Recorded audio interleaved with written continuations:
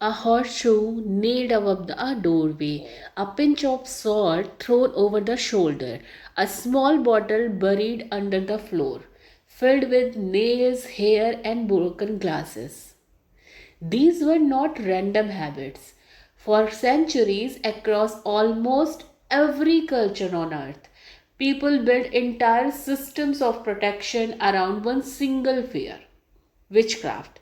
Today, I will tell you why people perform these protective rituals against witchcraft, what was really going on in their minds, and what astrology had to say about the forces they believed they were fighting.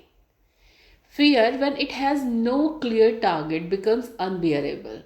A crop failing, a child falling sick, a sudden death, bad luck that wouldn't lift. In a world without modern medicine or science, these events had no clean explanation. So the mind did what it always does. When faced with uncertainty, it creates a cause. Psychologists call this illusory correlation, the tendency to connect two unrelated events simply because our brain craves meaning over randomness. Witchcraft becomes the explanation, and once there is an explanation, there can be also a solution. This is where ritual comes in. Performing a protective ritual, nailing iron above the door, tying a red thread around the wrist, drawing a symbol on the wall, gave people something they desperately needed: a sense of control. In psychology, this connects to something called locus of control. When people feel powerless against unpredictable events, ritual behavior restores a feeling of agency, even if the ritual itself has no real effect on the outcome. The comfort is not superstition failing, it's the nervous system calming down because it finally has something to do. There is also a deeper social layer here. Historically, accusation of witchcraft often targeted people who were already outsider: widows, the poor, women living alone, healers with unconventional knowledge. Protective rituals were not only about supernatural fear, they quietly reinforced group identity. We protect ourselves against them, the ones seen as different. This is very old, very human pattern psychologists call in group and outgroup biases, and it shows up in far more than folklore.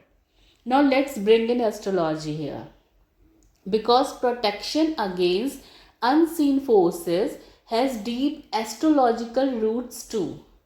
In astrology, the planet most associated with fear, restriction, and dark unseen forces is Saturn.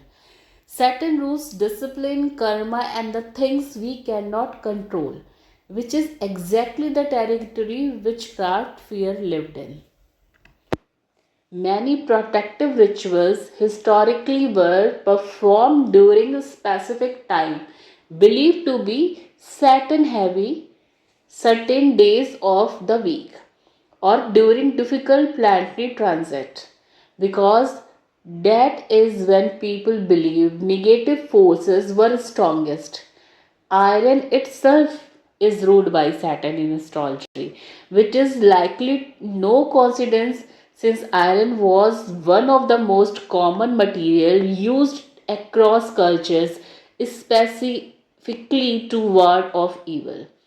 A horseshoe above a door was not just folklore. Symbolically, it was Saturn energy standing guard at the threshold. Then there is a concept of evil eye found in astrology and folk belief across dozens of cultures.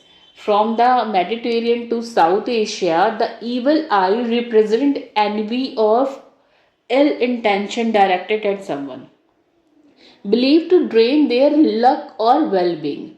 Protective charms against it: Blue bits, mirror, specific symbols were essentially early psychological defense tools designed to deflect not a literal curse but the very real social anxiety of being watched, judged, or resented by others.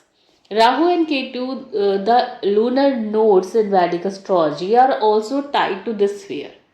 They represent chaos, illusion, and forces that feel outside rational explanation. Exactly the territory occupied by witchcraft accusations. Rituals performed to appease these nodes were not just superstition, they were an attempt to bring order to something that felt fundamentally uncontrollable. So, what is the real takeaway here? These rituals were never really about magic winning against magic. They were about the human mind trying to cope with uncertainty in the only way available at that time through symbols, repetition, and shared belief. Fear needed a shape, so people gave it on. And once fear has a shape, it can finally be fought.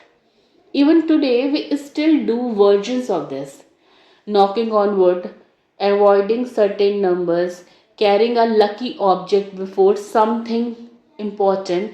The witches may be gone from most modern minds, but the psychology behind the ritual never really left.